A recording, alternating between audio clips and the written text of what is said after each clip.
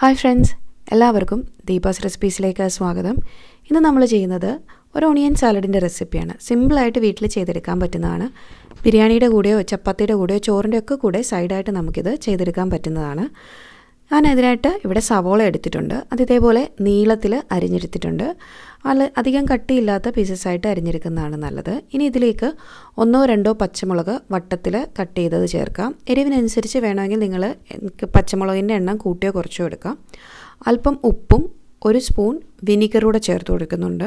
ഇനി ഇതിലേക്ക് കളറിന് വേണ്ടിയിട്ട് ഒരല്പം ബീട്രൂട്ട് ഇതേപോലെ നീളത്തിൽ ഗ്രേറ്റ് ചെയ്ത് ചേർത്ത് കൊടുക്കുന്നുണ്ട്. ബീട്രൂട്ട് ചേർക്കുന്നത് ഇതിനൊരു നല്ല കളറ് കിട്ടാൻ വേണ്ടിയിട്ടാണ്. അത് ഓപ്ഷണലാണ്. വേണ്ട എന്നുണ്ടെങ്കിൽ ബീട്രൂട്ട് ചേർക്കേണ്ട ആവശ്യമില്ല. ചുവന്ന കളറില്ലാതെ ഇരിക്കും എന്ന് മാത്രമേ ഉള്ളൂ. ഇനി ഇതിലേക്ക് കുറച്ച് മല്ലിയില കൂടി ചേർക്കാനുണ്ടായിരുന്നു. അതുകൂടി ചേർത്ത് നല്ലതുപോലെ ഒന്ന് മിക്സ് ചെയ്തെടുത്തിട്ടുണ്ടെങ്കിൽ നമ്മളുടെ ഈസി ആയിട്ടുള്ള ഓണിയൻ സാലഡ് റെഡി ആയിട്ടുണ്ട്.